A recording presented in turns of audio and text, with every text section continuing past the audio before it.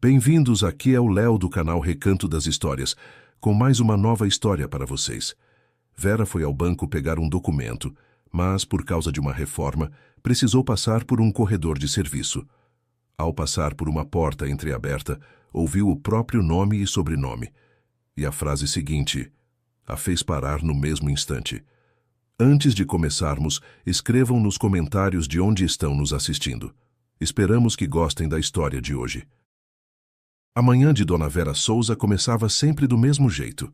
Primeiro o despertador no telefone velho, depois os chinelos no chão frio, depois a chaleira no fogão e só então o olhar pela janela. Como estava o tempo lá fora? Será que já era hora de vestir a blusa de tricô por baixo da capa de chuva? Naquela terça, do lado de fora pairava um cinza pastoso, nem chuva nem neblina, algo no meio disso, que fez o joelho esquerdo de Vera doer na hora. Ela pôs a chaleira no fogo, pegou no armário a lata de café e de repente se deu conta de que estava parada no meio da cozinha, escutando o silêncio. Paulo ainda dormia. Do quarto dava para ouvir a respiração pesada dele. Na geladeira ronronava baixinho o velho motor. E do apartamento vizinho vinha um rádio ligado, de onde escorria um noticiário de manhã indistinto. Tudo estava como sempre, e ao mesmo tempo, tudo estava errado. Vera esfregou os olhos com as palmas das mãos e sentiu de novo aquilo. A sensação boa e ao mesmo tempo densa embaixo das costelas, que não alargava havia 3 dias.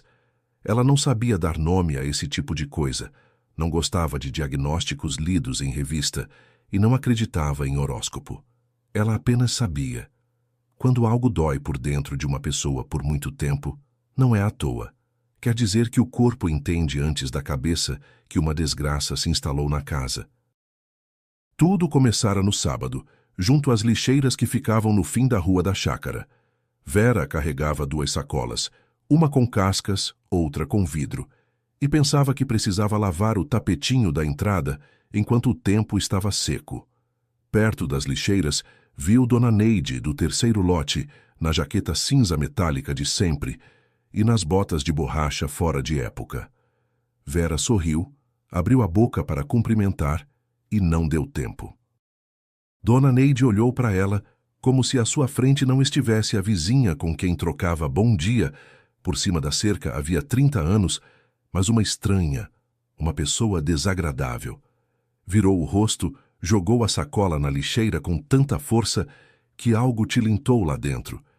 E por cima do ombro, sem se virar, disse: "Você ainda tem consciência, Vera?" E foi embora depressa, em passinhos curtos, como andam as pessoas que têm vergonha ou medo de ficar por perto, nem que seja mais 1 minuto. Vera ficou parada com as sacolas nas mãos. A cabeça estava vazia e quente, como se tivessem jogado água fervente lá dentro. Deu vontade de gritar às costas dela: "Neide, o que foi? O que aconteceu?" Mas a língua ficou grudada. Quando Vera finalmente voltou a si, Dona Neide já tinha virado a esquina. Vera jogou fora as sacolas, limpou devagar as mãos na jaqueta e foi para casa. O caminho inteiro ela tentou lembrar como poderia ter ofendido a vizinha. Não pediu dinheiro emprestado, não arrancou cebola do canteiro dela, não chamou o marido dela para tomar chá, nada vinha à cabeça. E as palavras, "Você ainda tem consciência", ficaram entaladas no peito, como uma espinha fina de peixe. Em casa, ela não disse nada a Paulo. Ele estava sentado na varanda com o jornal de calça de moletom e a velha camisa xadrez, roendo uma rosquinha e pensando em alguma coisa. A pergunta de como fora amanhã resmungou que estava normal e voltou a se enfiar no jornal. Vera pôs a chaleira no fogo pela 2ª vez naquela manhã e decidiu que Dona Neide provavelmente tinha brigado com alguém e descontara nela. Acontece. Gente da idade deles costuma confundir com quem gritar. No domingo, Vera foi de ônibus até o vilarejo, a vendinha ao lado do ponto. Ali atrás do balcão ficava sempre Dona Lúcia, uma mulher de uns 50 anos de rosto redondo e bondoso e franja pintada de castanho. Dona Lúcia conhecia todos os chacareiros pelo nome, lembrava quem levava qual pão e para quem cortar a manteiga mais grossa. Dona Lúcia tinha um caderninho quadriculado, onde anotava quem devia e quanto até a aposentadoria. Vera caía nesse caderninho umas 5 ou 6 vezes por ano, sempre pagava em dia e Dona Lúcia anotava sem suspiros.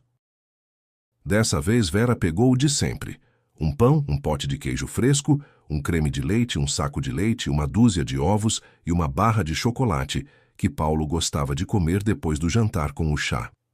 Abriu a carteira e percebeu que tinha esquecido em casa a segunda nota. Dava para o creme e o queijo, para o resto não. Vera sorriu do jeito de sempre. Lúcia, anota aí até a aposentadoria. Recebo na quarta, aí eu venho e pago. Dona Lúcia não levantou os olhos.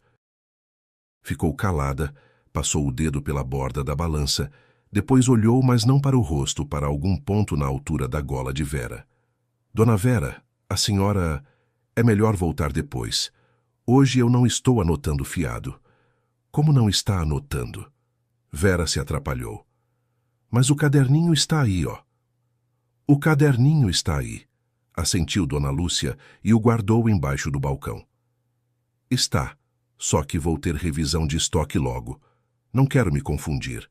Vera piscou. Que revisão numa venda de vilarejo, onde a própria dona é a caixa e a contadora ao mesmo tempo? Ela quis brincar, perguntar por que então não anotava para o seu Estevão, não anotava para Dona Zenaide. Mas a boca de repente ficou seca. Atrás dela, na fila, tinha gente, 2 mulheres do outro extremo do condomínio, e Vera sentiu que elas trocaram um olhar. Não em voz alta, não de propósito, apenas trocaram um olhar. Está bem, disse Vera baixinho. Então me dá só o pão e o queijo. Dona Lúcia bateu, deu o troco sem olhar nos olhos. Vera pegou a sacola e saiu. Na rua, o vento arrastava folhas amarelas pelo asfalto. No ponto, havia um velho de blusão fumando.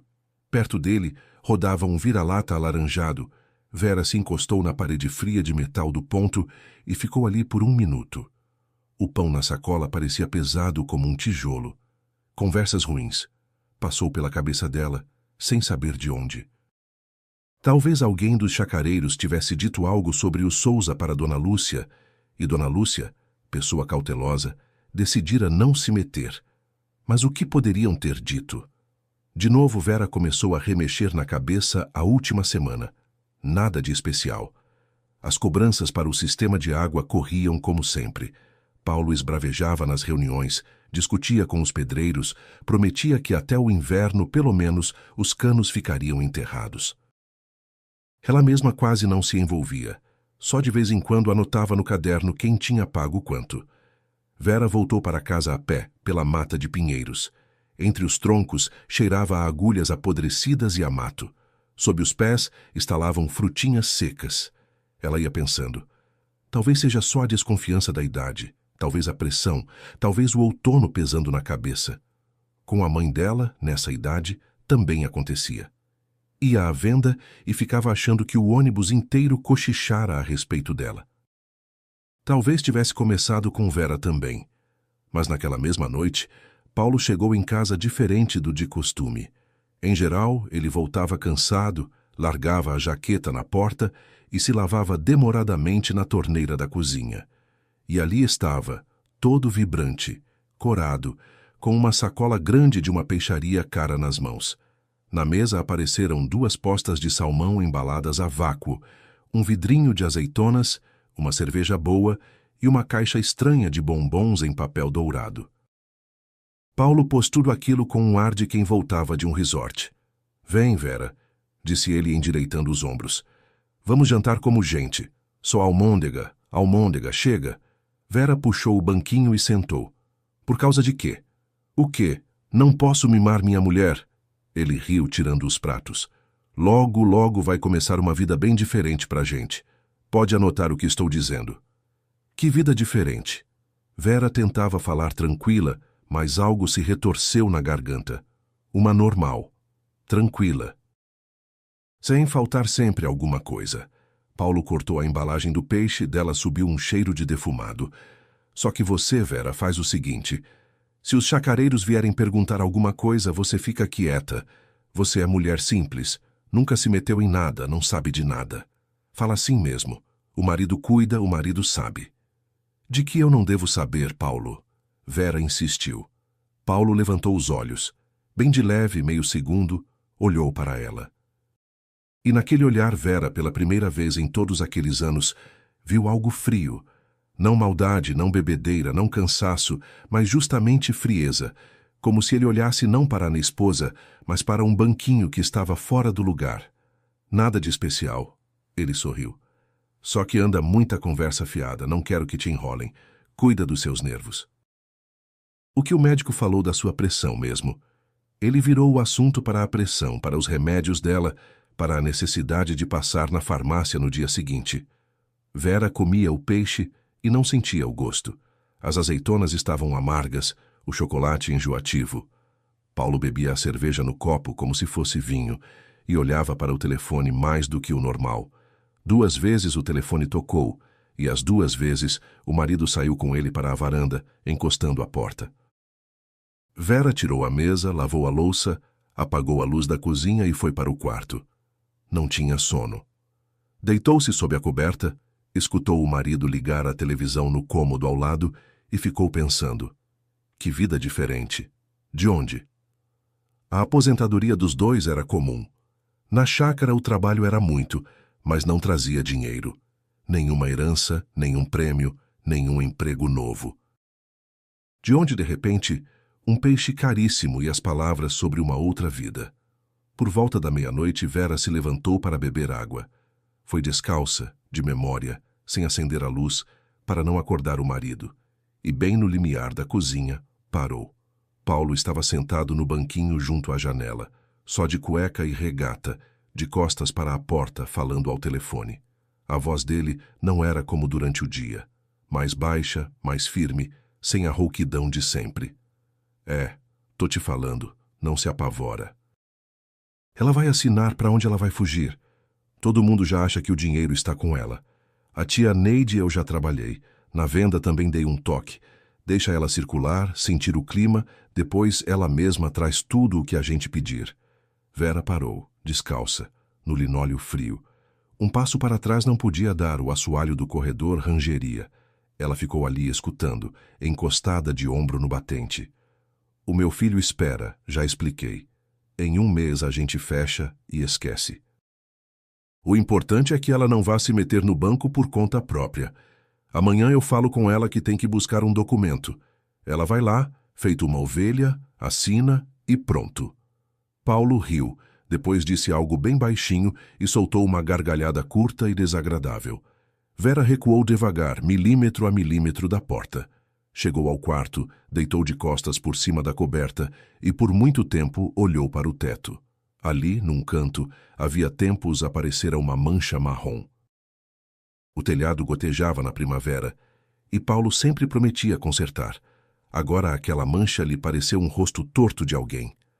Ela vai assinar. Para onde ela vai fugir?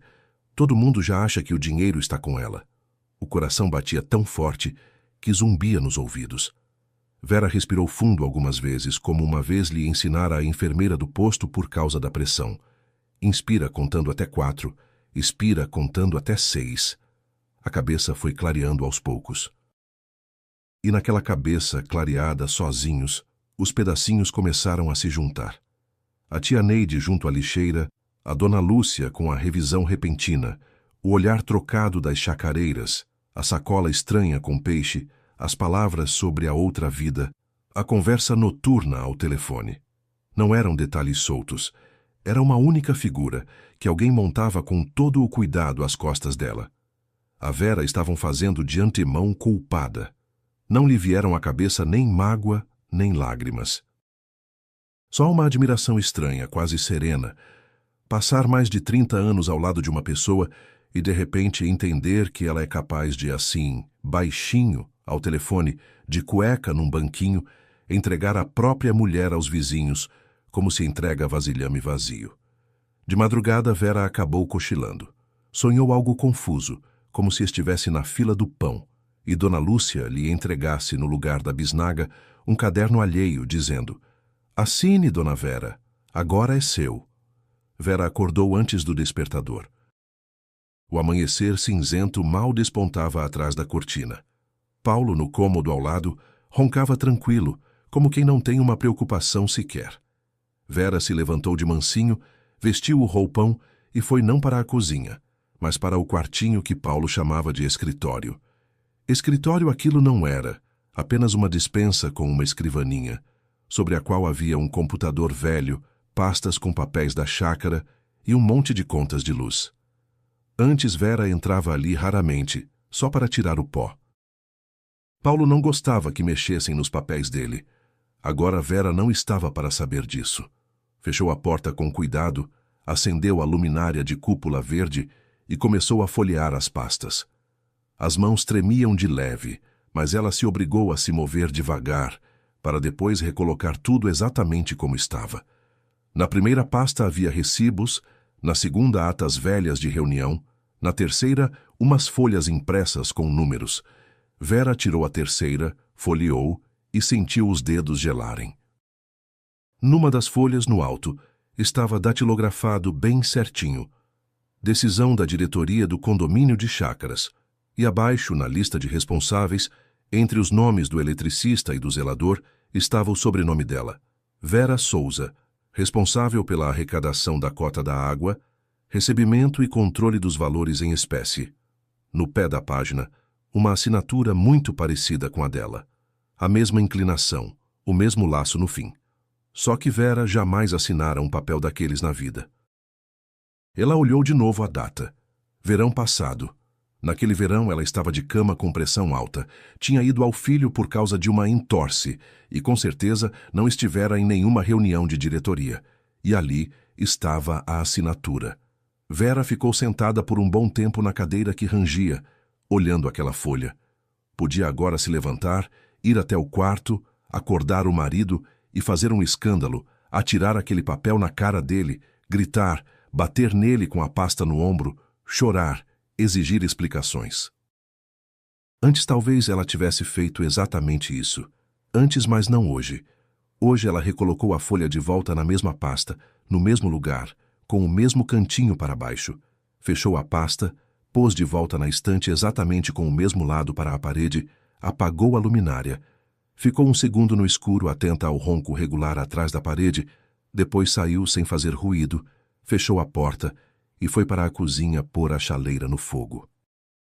Quando Paulo desceu de roupão, sonolento, com a marca do travesseiro na bochecha, Vera já estava sentada à mesa, bem arrumada, penteada, com aquela mesma blusa que usava para ir ao INSS.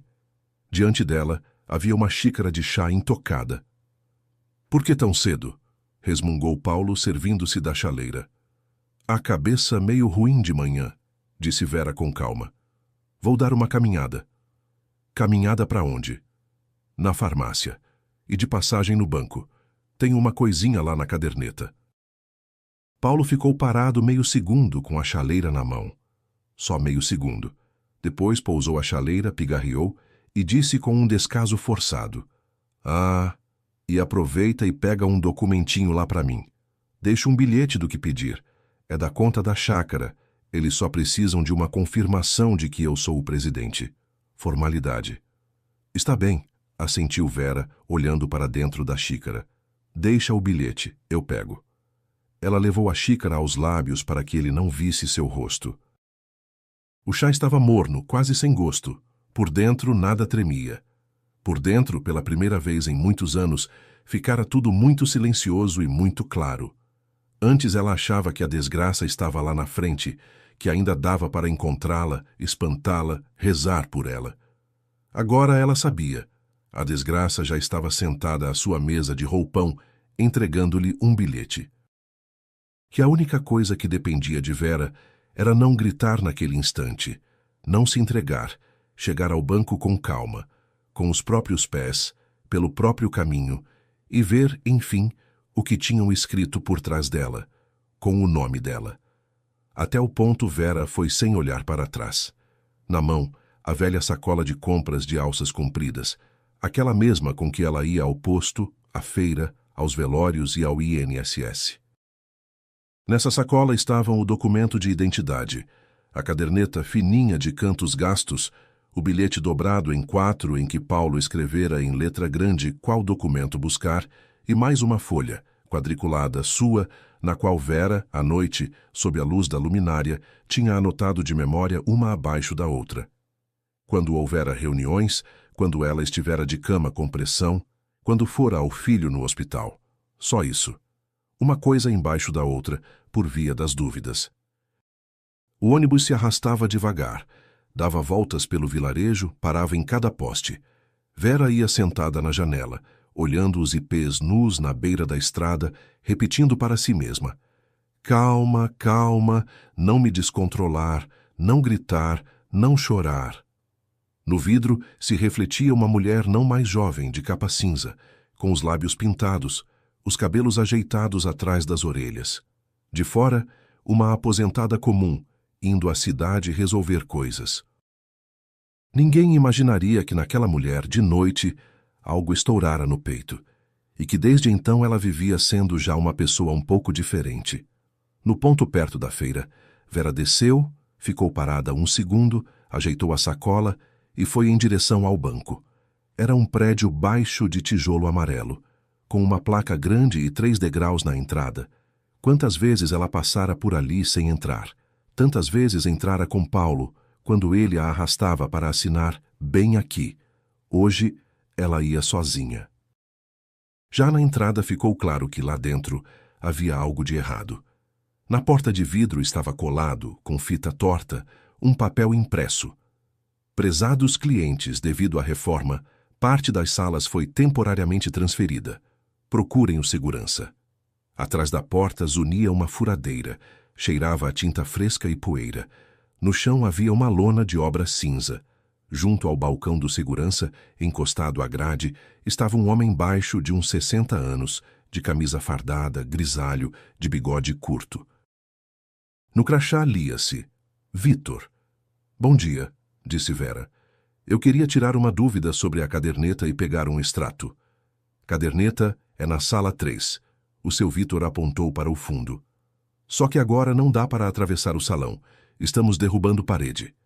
Vou levar a senhora pelo corredor de serviço. Não se assuste. Ele afastou uma divisória leve e Vera entrou atrás dele por uma passagem estreita. A reforma ficou em algum lugar de lado. O barulho abafou, mas não sumiu. O corredor era comprido, apertado, de paredes cinzas pintadas, com fios pendurados feito guirlandas no teto. Dos dois lados, portas iguais, sem placas, só com números. Em algum lugar batiam num teclado, em outro falava uma voz de homem, em outro apitava um telefone. Cheirava a café frio, papel e algo mais indefinível, com que sempre cheiram as repartições, como se fosse tempo empilhado. A senhora vai com cuidado, disse o segurança virando-se. Vou na frente, estão puxando cabo pelo chão. Não tropece. Espera, deixa eu ver se os rapazes já passaram. Ele avançou virando a esquina. Vera ficou parada no meio do corredor, encostou o ombro na parede para não atrapalhar. A cabeça, depois do ônibus, girava um pouco. Ela fechou os olhos para recuperar a respiração e, de repente, ouviu o próprio sobrenome. Da Souza, por enquanto, não emita nada. No começo, Vera não acreditou. Podia ser outra Souza, vá saber. Mas a porta ao lado estava entreaberta. Um palmo, e de lá, como de uma panela destampada, escapavam pedaços de conversa. Uma voz de mulher baixa, profissional. Se ela vier em pessoa direto para mim, eu mesma falo com ela. Não deixem passar pela Sônia. A Sônia é nova aqui, ainda vai assinar o que não deve. A segunda voz também de mulher, um pouco mais jovem. É que o marido dela ligou de novo hoje. Quer uma confirmação de que foi ela que movimentou a conta. Terceira vez essa semana. Diz que a mulher não pode vir pessoalmente, que ela tem pressão. Conheço bem essa pressão, disse a primeira fria. Se ela não pode, que faça uma procuração em cartório. Ele fica há 2 semanas me enrolando. Assinaturas diferentes, requerimento tudo numa letra só. Saques em espécie um atrás do outro, sem prestação de contas. Isso já não foi a esposa que pediu. Isso já é outra conversa. Vera se encostou de costas na parede. A sacola escorregou do ombro. Ela mal conseguiu segurá-la pelo cotovelo. O coração deu um baque tão forte que ela soltou o ar por entre os dentes. As pernas ficaram leves, alheias. A voz atrás da porta continuava. Se no fim ela assinar a confirmação de que movimentou a conta pessoalmente, jogam tudo em cima dela automaticamente. Foi mais da metade das cotas que saiu em espécie. Depois os chacareiros vão cobrar dela, não dele. E juiz nenhum vai salvá-la, se ela mesma, com a própria mão, assinar um papel desses. Em algum lugar bateu uma gaveta, tilintaram chaves. E aquilo no nome do filho, no cartão dele. Isso é outra história ainda. Nisso eu não vou me meter enquanto não houver pedido oficial, mas colocar uma mulher numa fria dessas eu não vou deixar. Vera ficou imóvel. A garganta estava seca como depois de um calor. Diante dos olhos, não se sabe por quê, apareceu aquela mancha marrom no teto do quarto, torta, sarcástica. Da esquina, voltou o seu Vitor. Pronto, pode passar, chamou baixinho, e logo estancou ao ver o rosto dela. A senhora está passando mal? Um copo d'água? Não, Vera se endireitou sem soltar a sacola. Não precisa de água. Me mostra, por favor, onde fica a gerente. O segurança a examinou com mais atenção. Dava para ver que era homem acostumado com tudo e que não falava por falar. A gerente é a dona Irene, quarta porta, só que ela atende com hora marcada, em geral. Não faz mal, disse Vera. Avisa que dona Vera Souza chegou. Veio ela mesma, por conta da própria conta. O seu Vitor ficou um segundo calado, depois deu um breve aceno de cabeça, feito soldado, e foi na frente. Na quarta porta ele bateu, espiou, disse algumas palavras em voz baixa e virou-se. Pode entrar. A sala da gerente era pequena, modesta. Uma mesa com computador, 2 cadeiras de couro para as visitas, um armário com pastas, no parapeito, um gerânio num vaso e um calendário com vista de montanha.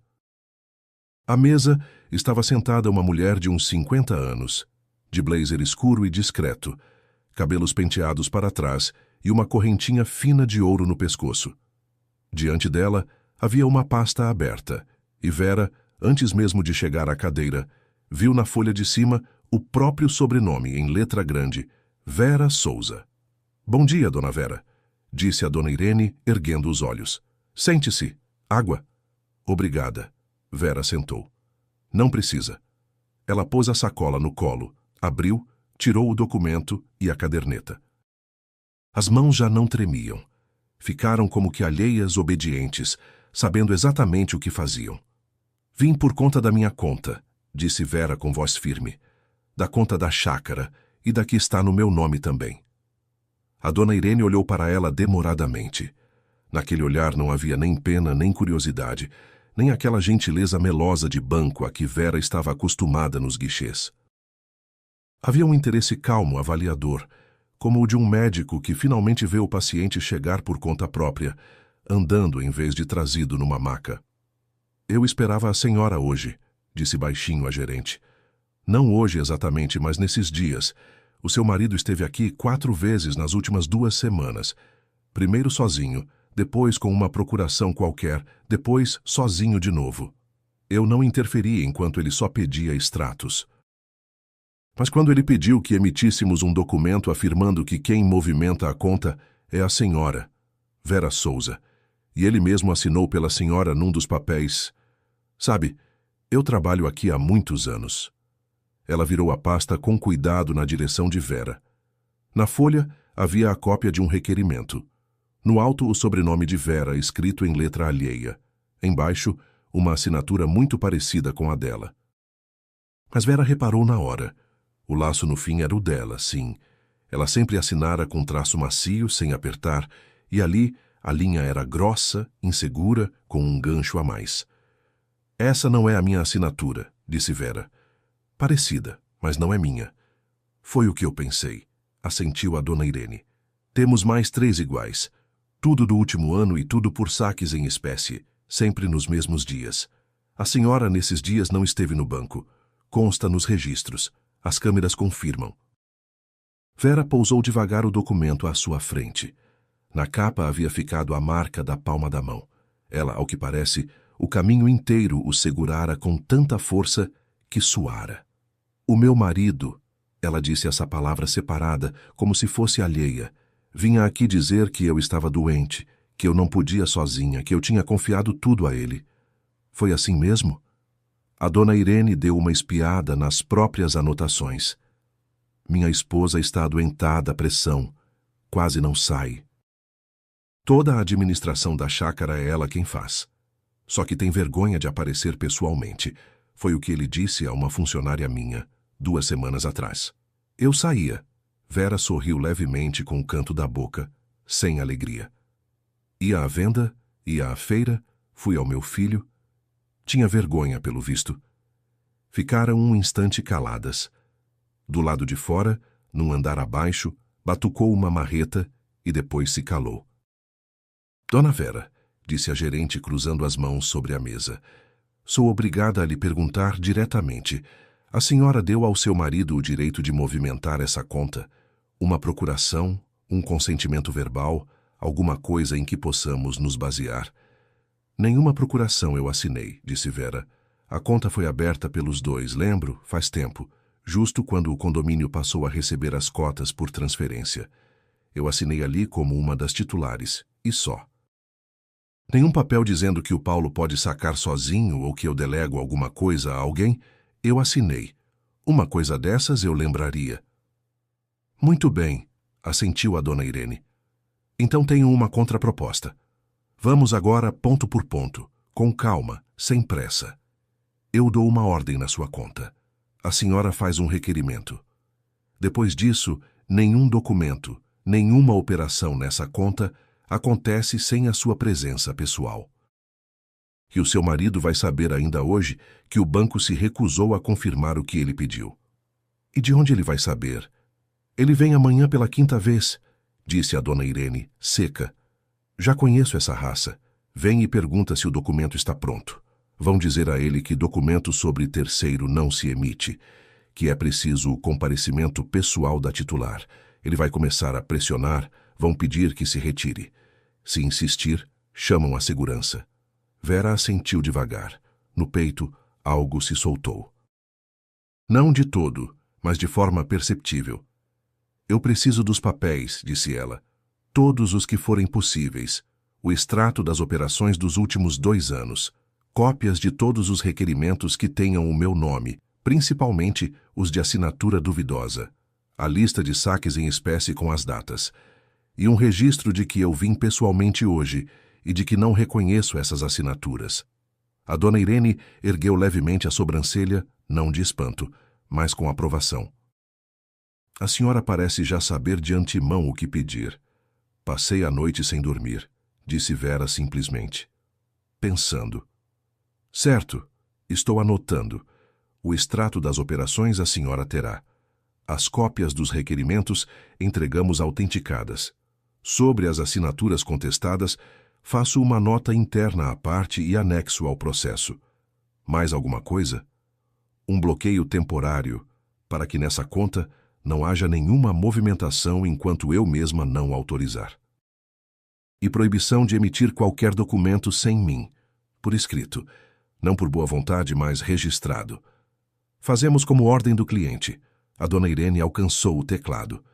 Para o bloqueio temporário preciso do seu requerimento. Vou abrir o formulário. E mais uma coisa. Vera parou um instante. No extrato tem que aparecer os números dos cartões para onde iam as transferências depois dos saques. Preciso deles, não os nomes. Sei que nomes de terceiros a senhora não pode dar, mas os números, os 4 últimos dígitos ao menos. A gerente a olhou com mais atenção. A senhora entende que parte dessas transferências pode não ter ido para despesas da chácara. É justamente por isso que vim, disse Vera, para parar de não entender as coisas. Trabalharam quase 1 hora. A impressora zunia baixinho, cuspindo folha após folha. A dona Irene mesma colocava os papéis, mesma batia os carimbos, mesma chamou a funcionária jovem, aquela Sônia. Ao que parece, deu diante dela uma ordem em tom que não admitia perguntas. Sônia trazia pastas, levava pastas, olhava Vera de esguelha, como se olha para alguém a respeito de quem se acabou de descobrir algo importante. Vera assinava o requerimento, lendo cada palavra até a última letra. Uma vez parou, pediu que reformulassem a frase "com meu consentimento verbal" para "com meu requerimento escrito". A dona Irene corrigiu sem uma palavra. No fim, Vera recebeu uma pasta grossa. Dentro havia extratos, cópias, carimbos, a nota interna. Por cima, a dona Irene pôs o próprio cartão. Se o seu marido tentar pressioná-la dizendo que no banco confirmaram tudo, disse ela, ligue para este número. Eu confirmo o contrário. E mais uma coisa, dona Vera. Com essa pasta, a senhora não pode sair batendo de porta em porta dos vizinhos. Eu sei, assentiu Vera. Não é aos vizinhos que eu vou. É a um advogado. Isso é o certo. Pela primeira vez em toda a conversa, a dona Irene sorriu de leve, só com os olhos. Guarde os papéis e cuide-se. Vera se levantou, guardou com cuidado a pasta na sua sacola de compras, ao lado do documento e da caderneta. A sacola ficou visivelmente mais pesada. Estranho, mas andar com aquele peso mostrou-se mais leve do que andar de manhã com ela vazia. O seu Vítor a levou de volta pelo mesmo corredor de serviço. Da porta entreaberta, ao lado da qual de manhã Vera ouvira o próprio nome, agora não vinha som algum. Só de uma sala mais distante continuavam batendo no teclado. Na rua, o vento bateu no rosto, e Vera, pela primeira vez naquela manhã, respirou fundo. O céu cinza continuava ali, o asfalto continuava molhado. Na entrada do banco continuava a lona de obra. Mas o mundo em volta parecera girar meia volta. Antes, nele, Vera era aquela a quem se diz o que fazer. Agora, aquela que decide para onde ir em seguida. Ela ajeitou a sacola no ombro, ficou um segundo nos degraus. Voltar para casa ainda era cedo. Primeiro o advogado. A irmã, uma vez, mencionara o nome de um escritório perto da feira. Vera, pela primeira vez no dia, sorriu. Curto, só com um canto da boca, para ninguém ver. De manhã, Paulo pedira que ela trouxesse um documentinho. Ela ia trazer. Só que não para ele, e não desse tipo. O escritório não foi fácil de achar. Vera lembrava, pelo que a irmã dissera, apenas que ficava em algum lugar perto da feira, num pátio interno, num prédio com uma marquise verde sobre a entrada. Ela atravessou a fileira de barracas, passou pelos açougues, por uma mulher que vendia repolho em conserva num balde esmaltado, pela banca de flores, onde cheirava a crisântemos e terra úmida. No fundo da feira, dobrou para dentro de um pátio. O pátio era apertado, cheio de carros. Entre os prédios se estendiam varais com roupa esquecida. Sobre uma das entradas, de fato, despontava uma marquise verde descascada, e ao lado da porta havia uma plaquinha de acrílico. Serviços jurídicos. Segundo andar à direita. Vera subiu os degraus lascados, segurando-se no corrimão de madeira. No segundo andar cheirava a algo queimado. Alguém, num dos apartamentos, fritava cebola. Na porta da direita havia uma segunda plaquinha, maior, com um nome. Marina Chaves, advogada. Vera respirou fundo, ajeitou a sacola e apertou a campainha. Abriu a própria dona. Uma mulher de uns 50 anos, baixa, encorpada, de cabelo curto grisalho e óculos de armação fina e escura. Vestia uma blusa cinza de gola, uma saia azul abaixo do joelho e nos pés chinelos macios de casa. Olhou para Vera de relance, sem sorriso, mas também sem irritação. A senhora tem hora marcada? Não. Vera se atrapalhou. Foi a minha prima que me mandou a senhora anos atrás. Era Queiroz por casamento. Marina Chaves pensou um segundo, depois deu um aceno curto. Lembro. Partilha de sítio com os irmãos. Entre. O escritório dela era bem pequeno, um antigo quarto transformado em consultório. Junto à janela, uma mesa com computador e uma luminária verde. Na parede da esquerda, uma estante de pastas do chão ao teto. Nas prateleiras de cima já se viam as lombadas empoeiradas de processos antigos. No parapeito, uma chaleira elétrica e 2 canecas num apoio. No canto, uma poltrona para visitas forrada de couro verde escuro, com o braço puído.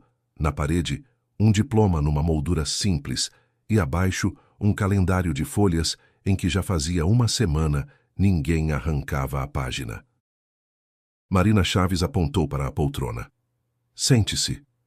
Um chá, se puder, disse Vera baixinho. Queria algo quente. A advogada ligou a chaleira em silêncio, sem fazer perguntas a mais.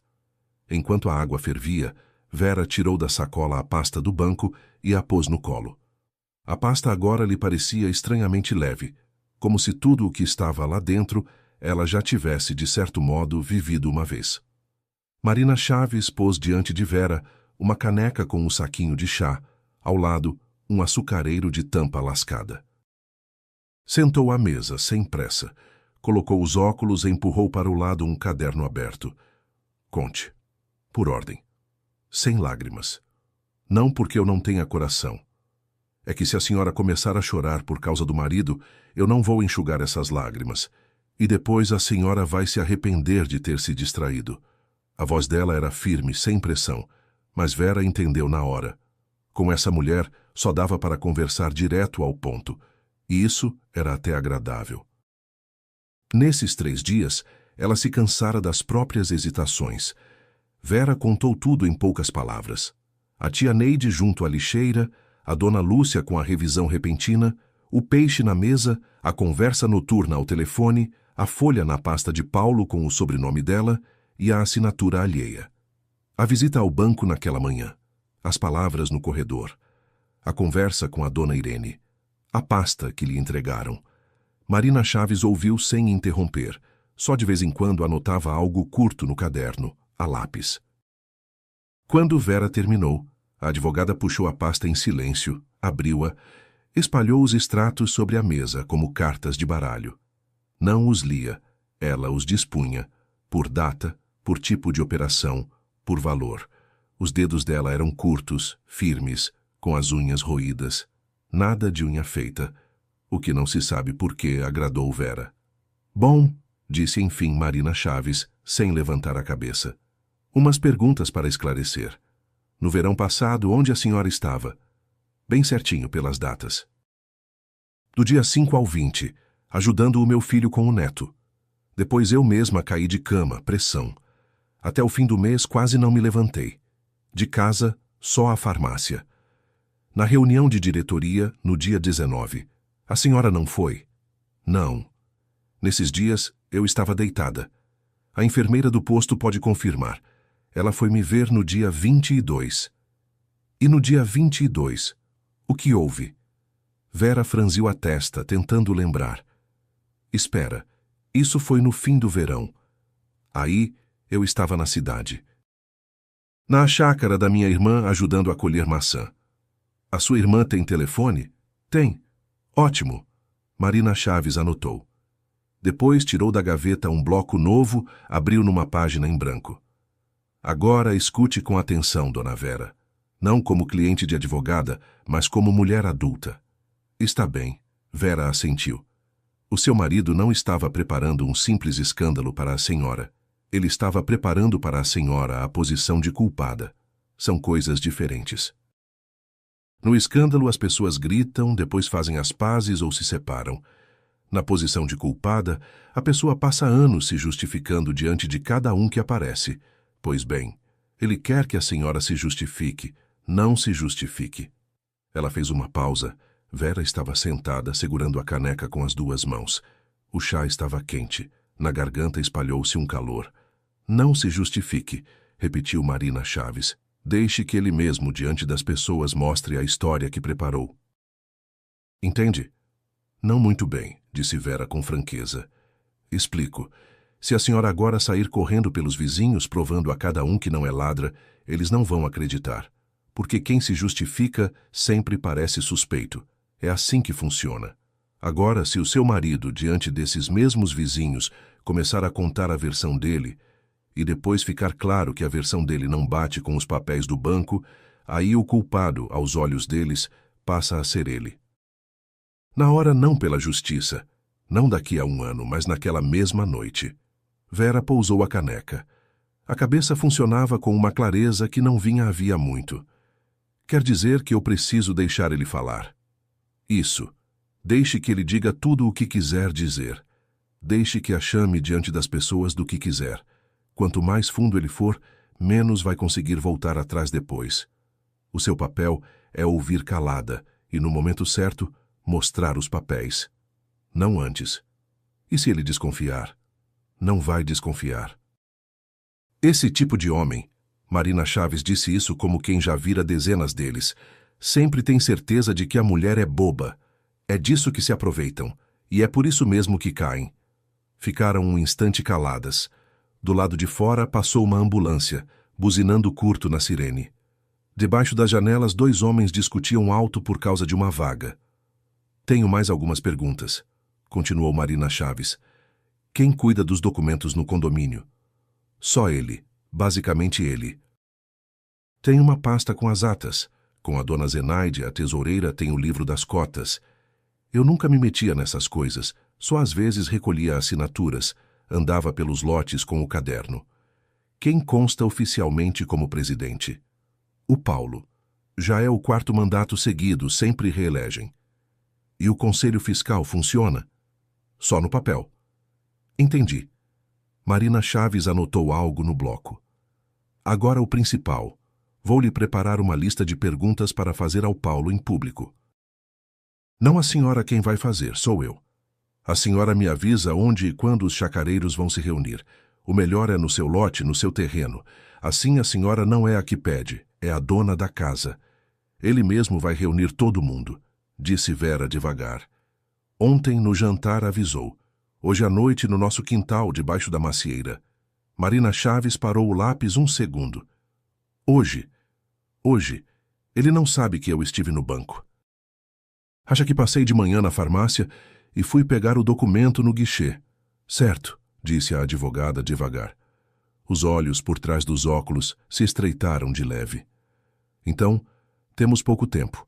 Escute, eu vou até a sua casa hoje à noite, no meio da reunião, não no começo. Me passe o endereço, Vera ditou. Condomínio de Chácaras, Recanto Verde, Rua das Amoreiras, lote 17. Marina Chaves anotou, releu, assentiu. Até eu chegar, nem uma palavra.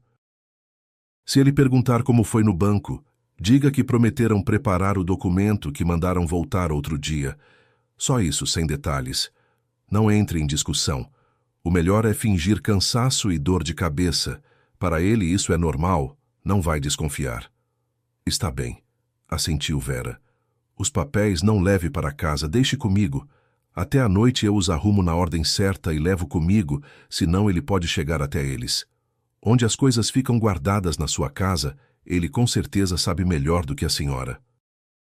Vera pensou um segundo. Algo nela estremeceu, não de medo, mas ao pensar que teria de assim, num escritório alheio, deixar os documentos mais importantes de 30 anos. Mas assentiu. A advogada guardou a pasta num cofre que ficava às costas dela, girou a chave com cuidado e a pôs no bolso interno do blazer pendurado no encosto da cadeira. E mais uma coisa, disse Marina Chaves. Dona Vera, prepare-se para o fato de que ele vai apelar para a pena, para o filho, para a idade, para os anos juntos. Isso vai ser o mais difícil.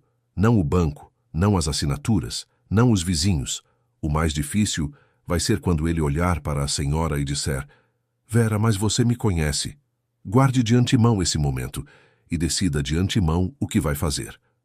E o que eu vou fazer? Perguntou Vera baixinho. Ficar calada. Só ficar calada. Não responder a ele eu não sei, nem não sei de nada. Nas coisas jurídicas, o silêncio é o argumento mais forte do que qualquer papel. Vera assentiu. Na caneca ainda restava um pouco de chá. Ela o bebeu até o fim, até o resto adocicado no fundo.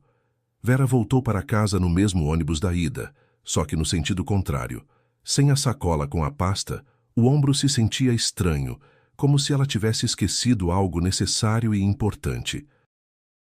Mas por dentro, pela primeira vez em 3 dias não havia angústia, e sim firmeza.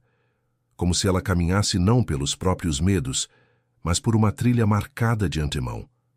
Quando Vera abriu o portão, no quintal já estava Paulo de moletom, na velha jaqueta corta-vento, ocupado com algo perto do galpão. Ao ver a esposa, ergueu a cabeça, apertou os olhos. Demorou, hein? Tinha fila, disse Vera, passando por ele. Depois ainda a farmácia. Peguei o encaminhamento do documento. Mandaram voltar. Disseram que vão preparar e ligar. Paulo a olhou um segundo. Vera fez exatamente o que Marina Chaves aconselhara. Cara de cansaço, a mão na têmpora, uma leve irritação na voz. Paulo relaxou os ombros. Beleza, come alguma coisa, descansa. Hoje à noite vem gente aqui. Já avisei todo mundo que a gente vai sentar debaixo da macieira, resolver como adulto essa questão da água. Você não se mete muito. Eu falo com eles.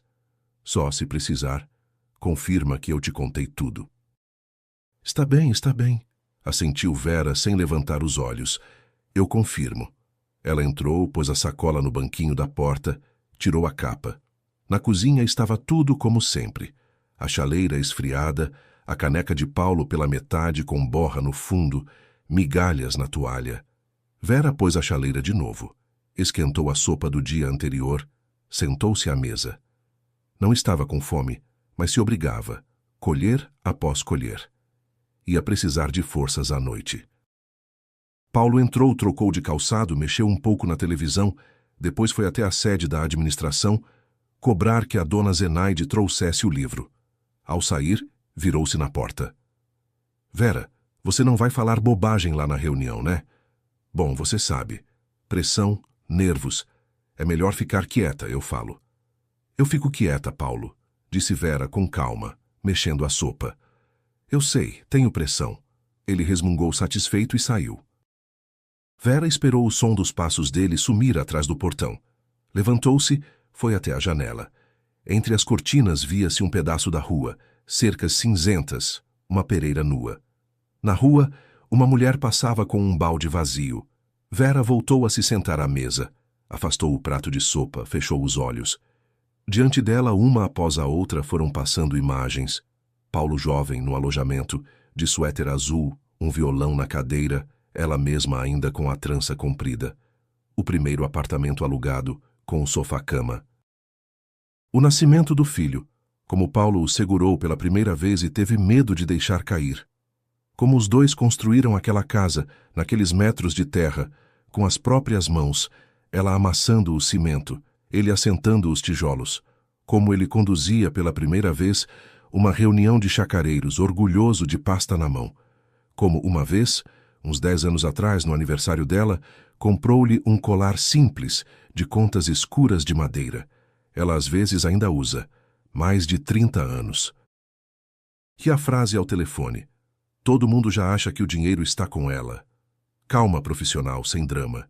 Como se falasse não da esposa com quem dividir a cama, doenças e o enterro dos pais, mas de um vizinho inconveniente de porta. Vera abriu os olhos. Na cozinha ardia a mesma lâmpada de plafon amarelo. Na mesa ainda estava o prato de sopa pela metade. Lá fora começava a escurecer cedo, como no outono. Antes, em todas as mágoas anteriores, Vera sempre primeiro chorava, depois fazia as pazes, depois arranjava uma desculpa. Cansado, bebeu, não pensou. Com todo mundo acontece. Agora não havia nem lágrimas, nem desculpas. No peito estava aquele mesmo silêncio que ela sentira pela primeira vez de noite, quando juntava os pedaços. Frio, claro, sem pena de si mesma. Vera se levantou, lavou o prato, secou-o bem, tirou do armário uma toalha de mesa simples de linho, daquelas que se usam nas grandes ocasiões. Estendeu-a sobre a mesa da cozinha, por via das dúvidas, para que depois, quando as pessoas chegassem, a casa tivesse ao menos uma aparência decente. Depois foi ao quarto, sentou-se na beira da cama, discou o número da advogada.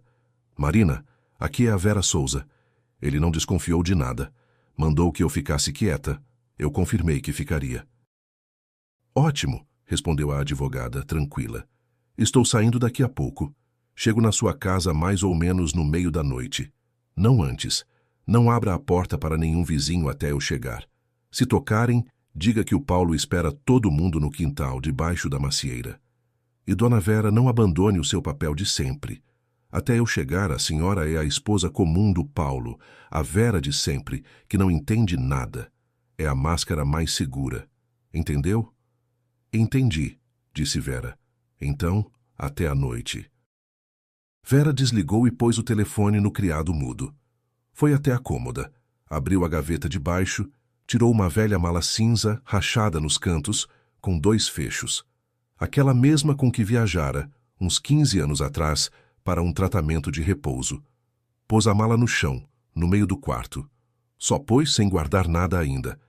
A mala estava seca, leve, cheirava a tecido guardado e a lençóis de pousada.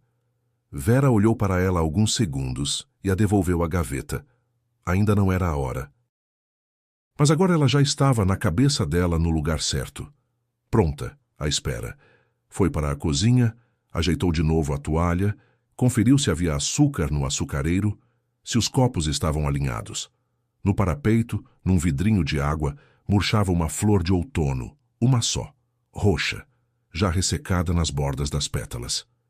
Vera a ajeitou, passou o dedo pela folha seca. Lá fora começava a anoitecer. Logo, debaixo da macieira, iam se reunir as pessoas. Vizinhos que o Paulo supostamente trabalhara. A tia Neide. E os que vinham só por curiosidade, e os que ficariam calados, e os que abririam a boca na hora errada. E Vera ficaria sentada na ponta da mesa, com aquela mesma blusa que usava para ir ao INSS. Obediente, quieta, com pressão e os olhos baixos, até Marina Chaves chegar. Até o momento em que ela pegasse das mãos dela a pasta do banco e a pousasse sobre a mesa, debaixo da macieira. Ao anoitecer, debaixo da macieira já ardia uma lâmpada num fio comprido. Paulo mesmo a estendera de manhã da varanda para clarear. Do galpão ele tirara uma mesa, cobrira-a com uma toalha de plástico xadrez azul, pusera 2 bancos, 3 banquinhos e 2 cadeiras de plástico. Na mesa, uma chaleira, copos de vidro grosso, um prato de biscoitos e maçã cortada em rodelas. O jeito era de dono da casa, tudo pensado de antemão. Os vizinhos foram chegando um a um. A primeira foi a tia Neide, na mesma jaqueta cinza metálica. Sentou-se na ponta, de lábios apertados. Depois o seu Estevão, do 3º lote, corpulento, de boné, com o rouco de sempre. Então, o que houve por aqui? Chegaram 2 mulheres da administração. A dona Zenaide, com o livro debaixo do braço, e a dona Tâmara, com uma sacola em que algo tilintava. Depois, mais umas 7 pessoas, na maioria dos lotes vizinhos. Cheirava a folhas caídas, a fumaça de algum fogão e a maçãs geladas que, naquele ano, ninguém chegara a colher. Vera estava sentada na ponta, com aquela mesma blusa. No colo, a sacola de compras vazia. Papel em casa não havia. Marina Chaves guardara tudo consigo até a noite. Paulo se pôs de pé à cabeceira da mesa. Gostava de falar em pé. Vizinhos, começou ele calmo, com ar de dono. Eu não queria lavar roupa suja fora, mas as pessoas perguntam. As pessoas têm o direito de saber. Então vamos hoje conversar como adultos, sem grito. Todos se calaram. Paulo correu os olhos pela mesa. Deteve-se um instante na esposa. Depois desviou o olhar. Vocês sabem, 2 anos juntando dinheiro para o encanamento. Eu mesmo corri lote por lote, eu mesmo negociei com os pedreiros. Parte do dinheiro ficou comigo, parte com a minha mulher. Eu confiava. Eu pensei, minha mulher é caprichosa, para que se preocupar? Ele suspirou, coçou a bochecha. Aí, quando chegou a hora de fazer, apareceu que faltava dinheiro. Faltava muito. Eu não queria acreditar. Mas número é número. A tia Neide mexeu o ombro. A dona Zenaide franziu a testa. Eu não quero acusar ninguém, continuou Paulo mais baixo, como se de fato lhe pesasse. Mas falando com sinceridade, a Vera é uma mulher simples, se enrola com papel. Eu acho que não foi má intenção. Eu acho que foi, sei lá, descuido. Sacola, caderninho, envelope e de repente, pá, não bate. Vera estava sentada, os olhos baixos na toalha xadrez azul. Contava para si os quadrados. 1, 2, 3, 4, para não erguer a cabeça antes da hora. Vera não aguentou a tia Neide. Fala de gente, cadê o dinheiro? Paulo suspirou pesado, teatral, como se de fato lhe doesse pela esposa. E nesse instante, o portão bateu. Pela trilha, sem pressa, vinha Marina Chaves, de casaco escuro, uma pasta debaixo do braço, os mesmos óculos. Atrás dela vinha miudinho o seu Vítor, o do banco. Vera não entendeu de imediato por que a advogada o trouxera. Depois compreendeu. Testemunha. Boa noite, disse Marina Chaves com calma, aproximando-se da mesa. Desculpem o atraso. Sou advogada de Dona Vera. Com licença, vou me sentar. Paulo estancou. O rosto se desfez, mas ele se recompôs depressa. E por que temos advogado aqui? Tentou dar uma risada. Isso é uma conversa de família entre vizinhos. Foi Dona Vera quem me chamou, disse Marina Chaves com firmeza, sentando-se ao lado de Vera. Já que se trata de dinheiro do condomínio, de assinaturas e do nome dela, por lei tenho o direito de estar presente. Ela pôs a pasta sobre a mesa, sem abrir. Só pôs. Todos olharam para ela. Continue, seu Paulo, disse a advogada. O senhor estava justamente dizendo para onde Dona Vera desviou o dinheiro. Pode terminar. Paulo se calou, pigarreou. Eu não disse que ela desviou, eu disse que não bateu. Ótimo, então vamos pelos papéis. Marina Chaves abriu a pasta. Aqui tem os extratos da conta do condomínio dos últimos 2 anos, autenticados pelo banco. O seu Vítor confirma. O seu Vítor, de pé atrás do ombro da advogada, deu um breve aceno. Vejamos. Marina Chaves desdobrou a primeira folha. Saque em espécie no dia 19, no verão passado, 200 mil, por requerimento assinado por Vera Souza. Só que Vera Souza, naquele dia, estava em casa, de cama, com pressão. A enfermeira do posto foi vê-la. Tenho o registro do prontuário. Quem esteve no banco naquele dia está identificado pelas câmeras. No banco estava o seu Paulo. O seu Estevão virou devagar a cabeça na direção de Paulo. Continuando, prosseguiu a advogada. Alguns dias depois, no fim do verão, houve outro saque de 150 mil, em nome de Vera Souza. Naquele período ela estava na cidade com a irmã. A irmã tem telefone, vamos ouvi-la, se necessário. No banco, de novo, o seu Paulo.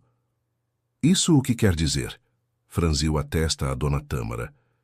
Isso quer dizer, disse Marina Chaves com calma, que as assinaturas de Dona Vera nesses requerimentos não são dela. O banco já registrou isso, e vem mais interessante. Depois de cada saque, em até 24 horas, saía dessa mesma conta uma transferência para um cartão bancário. Não para a conta de um fornecedor, não para a conta de um pedreiro, mas para o cartão pessoal de uma pessoa física. Tenho o número. Os 4 últimos dígitos. Ela os disse. O cartão pertence a um tal de Souza. Só que não Paulo Souza, mas Olavo Souza. No ar debaixo da macieira, pendurou-se um silêncio. A tia Neide entreabriu a boca. Ah, quem é esse? Perguntou o seu Estevão cavernoso. É o meu filho, disse Paulo depois de uma pausa. Do primeiro casamento. A dona Zenaide soltou um ah baixinho. Do filho de Paulo, no condomínio, ninguém jamais ouvira falar. São transferências de família. Paulo levantou a voz. Eu estava ajudando o meu filho. Eu ia devolver. Que negócio é esse? A quem eu transfiro do que é meu... do que é seu? Cortou Marina Chaves. É a conta do condomínio. Dinheiro das pessoas que estão sentadas nesta mesa. Para o cascalho da estrada de todos, para os canos do encanamento de todos. Aliás, por falar em canos, tenho aqui uma nota fiscal. Os canos foram pagos pela conta do condomínio, mas entregues num povoado vizinho no lote número 12. Esse lote, pelo que entendo, é justamente do tal Olavo Souza. A tia Neide se ergueu devagar do banco. O rosto ficou vermelho. Então foi ele, sussurrou. Então foi ele que enrolou todo mundo. E eu, boba, culpando a Vera. Espera aí, Neide, atalhou o seu Estevão e virou-se para Paulo. Você fez isso, Paulo? Você, com o dinheiro da gente, construiu casa para o filho e jogou a culpa na tua mulher? Se ela não tivesse se metido, explodiu de repente Paulo e bateu a palma na mesa tão forte que os copos pularam. Eu ia devolver tudo depois. Eu ia dar de volta com as minhas mãos. Ela não precisava ficar correndo para o banco. Precisava era ficar em casa. Ele estancou, entendeu, tarde demais. O silêncio debaixo da macieira ficou outro, pesado, denso, como se alguém tivesse desligado o som do vento da noite. Vera, pela primeira vez, ergueu os olhos, olhou para o marido, calma, sem lágrimas, sem reproche. Só olhou e desviou o olhar. A dona Zenaide pousou o seu livro sobre a mesa, em silêncio.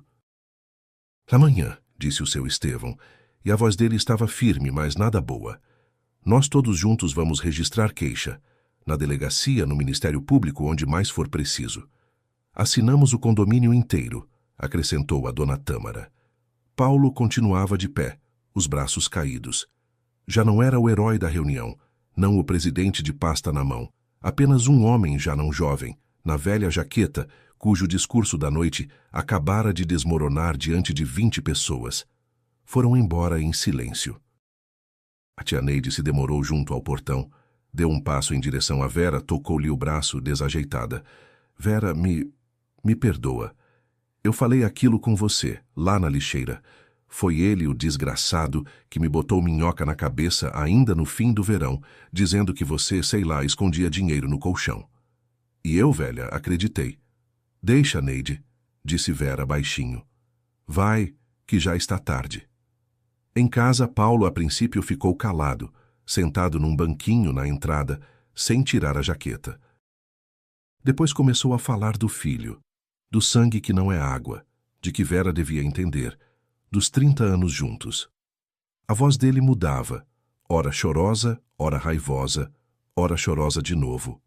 Vera o escutou em silêncio, como Marina Chaves aconselhara. Em silêncio, tirou da gaveta da cômoda a velha mala cinza de cantos rachados.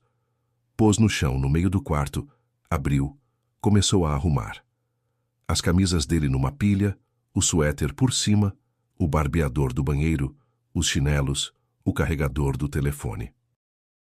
Tudo com cuidado, sem atirar, sem arrancos, do mesmo jeito que, 30 anos antes, arrumava a bolsa dele para uma viagem de trabalho. Vera! Ele estava parado na porta. Mas você me conhece. Ela não respondeu. Guardara aquele momento de antemão. Quando a mala ficou pronta, Vera fechou os 2 fechos, pôs a mala junto à porta e só então disse, sem se virar. Vai para o seu filho. Você construiu casa para ele, então mora lá.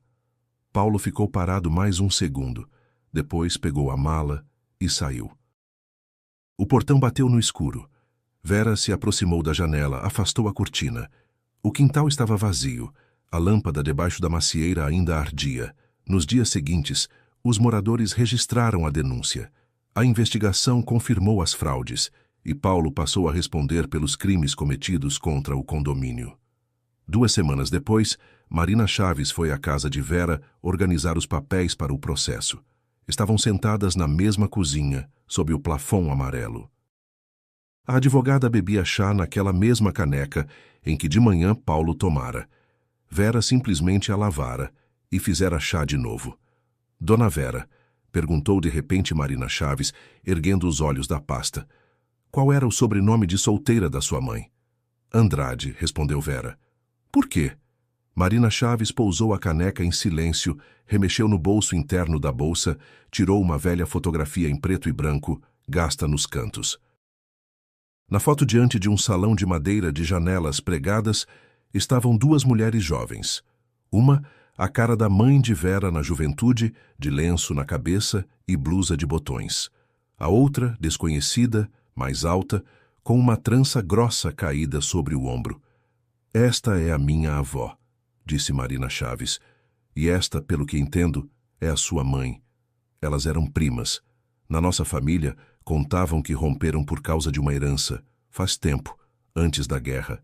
Desde então, não se falaram.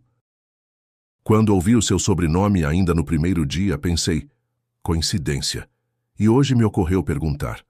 Vera ficou muito tempo olhando a fotografia, olhando a mulher jovem de lenço que fazia tanto tempo já não existia.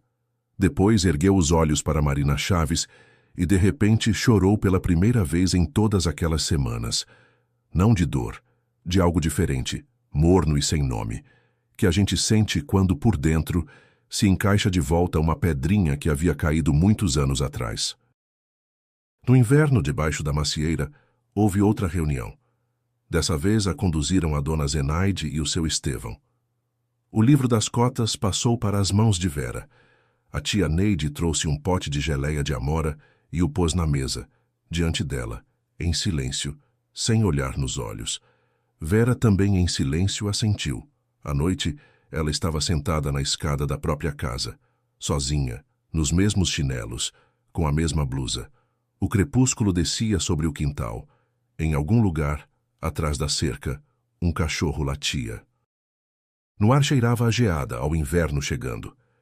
Ela pensava que Paulo quisera que ela entrasse no banco, assinasse o tal documento e ela mesma se tornasse a culpada. Ela entrou pelo corredor de serviço, ouviu o próprio sobrenome e saiu de lá não como uma boba de papel na mão, mas como uma mulher que, pela primeira vez em mais de 30 anos, caminhava pelo seu próprio caminho. Obrigado por terem escutado esta história. Se gostaram, se inscrevam no canal e deixem seu like. Para vocês é um gesto simples, mas para nós faz toda a diferença.